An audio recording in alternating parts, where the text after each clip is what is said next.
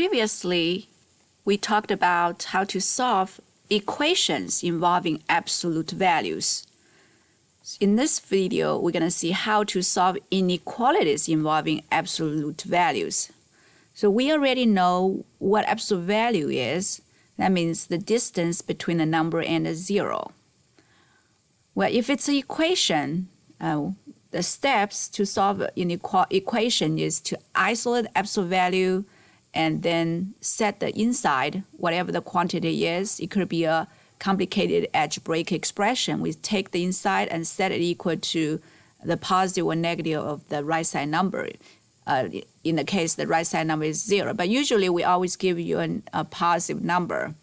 A quick note is, if they give you something like negative, say -7, that is impossible. You can say no solution, because there's no way for absolute value to be equal to a negative number. The distance cannot be -7, so you don't have to do anything. So these steps are for the case that you can always solve it. And let's say it's always a positive number. Well, the least has to be 0. You take the inside, whatever the inside is. Say it's 4x minus 6. You will set the 4x minus 6, take the inside quantity equal to the right side number, or put a minus inside of the right side number, minus 6. So either positive 6 or negative 6. And then you're going to solve each equation by getting x by itself. What if I change the equal sign to an inequality sign? So what if this is greater than or less than? So let's look at a simple example before we solve complicated ones like this. If I have an absolute value of x, let's say greater than 3. Now we know if it's equal to 3, how to do it. Apparently, if it's equal to 3, we know the answer is 3 or -3. Because it's like asking us what numbers are 3 units away from 0. That's 3 or -3. But greater than sign means we want the distance to be greater than 3, not exactly equal to 3. So let's take a look at the number line. 1, 2, 3. 3 is right here. So 3 is exactly 3 units away from 0. And -3 is exactly 3 units away from 0. But if it's not an equal sign, it's greater than sign. That means we want the distance to be more than 3. And so we have to go further to the right or go further to the left of -3. And again, starting from 0, when you walk to the right, it's 1, 2, 3 units. And that's when you arrive at 3, that's exactly 3 units away from 0. But if you keep walking, and you're going to be further away from 0, which means the distance from any of the numbers here will be more than 3 units away from 0. So that's what we want. We do want a number. For example, if you pick 3.5 or even 3.1, and you plug it in 3.1, the absolute value of 3.1 is 3.1, and it is greater than 3. So 3.1 works, 3.2, 3.22 with 3.5, and 4, and 5, 6. So all these numbers that I highlighted will be solutions of the inequality. So for equation, we only have 2 answers, 3 and -3. But for inequalities, we have infinite many answers, solutions. Any of these, any number larger than 3 will work.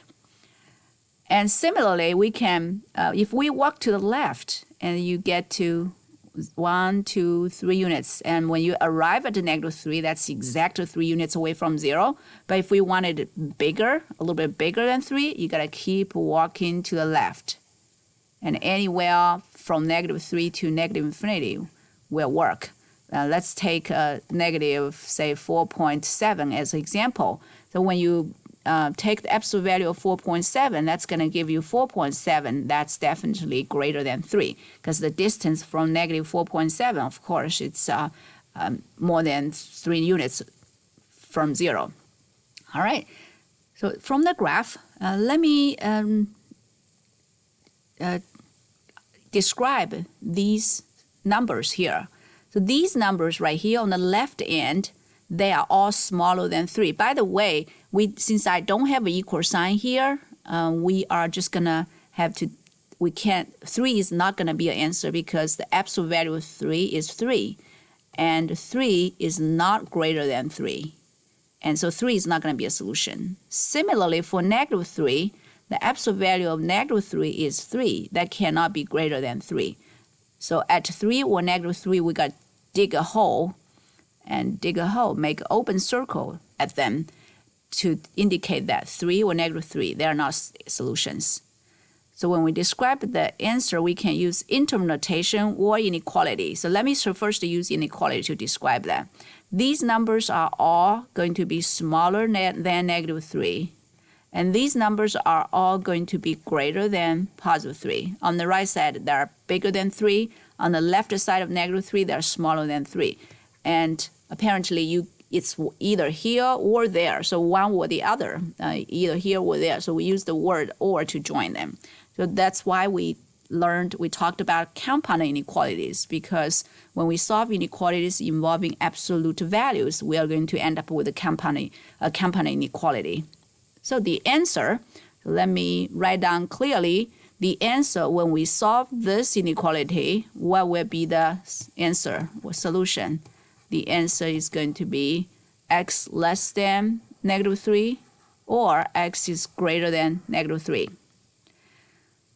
Okay, well, what if we want to solve the absolute value of x is less than 3? So in this case, we want the distance from the number x to 0 to be less than 3. So for example, right here is exactly 3, but if you walk to the right, you're going to be further away from 0. So you want to work to the left to get closer to 0. In that case, the distance will be getting smaller. So anywhere from here, let's say, for example, if you pick 2, the absolute value, the distance from 2 to 0 is less than 3. And you can also go to the left anywhere here, and you can see the distance from any number here to, let's just randomly pick, say, negative 1.5. The distance from negative 1.5 to 0 is 1.5. That's also smaller than 3. Graphically, you can see you have to stop at negative 3 because that distance is going to be exactly 3, and we want a distance to be less than 3. So these numbers highlighted from negative 3 to 3 will be solutions of this inequality. So when we describe them, how do we describe those numbers? Any numbers, we use x to represent any number. Since they are on the left side of 3, which means they are smaller than 3. Since they are on the right side of the negative 3, which means they are bigger than negative 3. So alligator mouth eats the bigger x. So negative 3 is smaller.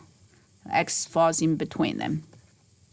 So usually I like to give you a real-life example to help you understand, to remember the difference between these two cases.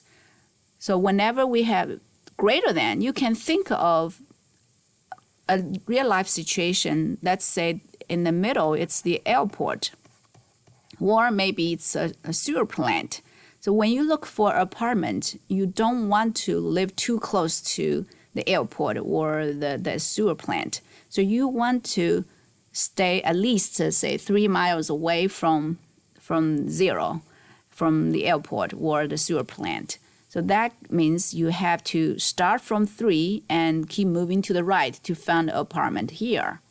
Or you can go to the left side of the airport and start at negative 3, and keep walking further from the airport to find an apartment. So that's why we have x greater than 3 or x less than negative 3.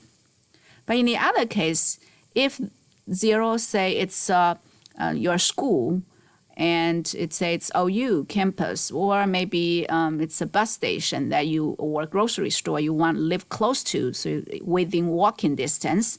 So that means you want to find an apartment closer to 0, and as close as possible, at least the maximum distance you can walk is 3 miles. So that means you can start from OU and go to the right to find a place, but when you reach 3, you got to stop because you don't want to walk more than 3 miles. So similarly, you can also walk to the left to find a place, and when you reach -3, you're going to stop. You don't want to walk any further. So these are the two situations.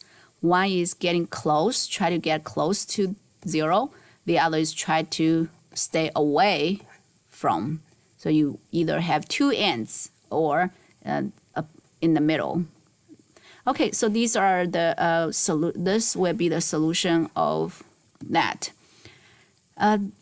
Well, there is a different way to write this compound inequality. There are two inequality signs, as we discussed previously.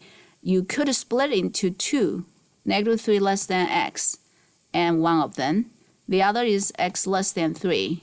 But between these two, we have to use the word and to join them, because these numbers are not only smaller than 3, but also bigger than -3. So it's one whole piece, and they satisfy both requirements. We use and. But compared to the previous case, these numbers are only bigger than 3. They are not going to be smaller than -3. Similarly, for those numbers smaller than -3, they cannot be bigger than 3. So it's one or the other. So we use the word or.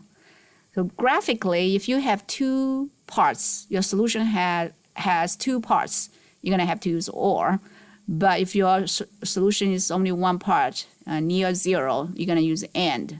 But there are two ways. So these two ways are both correct. They are equivalent. So now we're ready to solve complicated inequalities.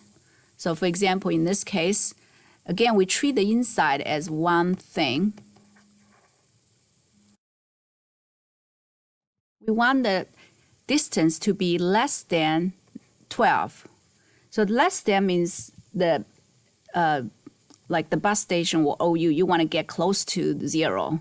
So we do have a tip for you that you can take the inside and you keep the inequality sign. As you can see, x is less than 3, you keep it. But x is greater than -3. As you can see, x is greater than -3. You flip the sign for a negative. So usually, a quick tip for us to memorize is let's keep the sign for the positive number and flip the sign for negative. So instead of trying to graph it to help us to remember the solutions, you can use this tip. So the same thing works on that.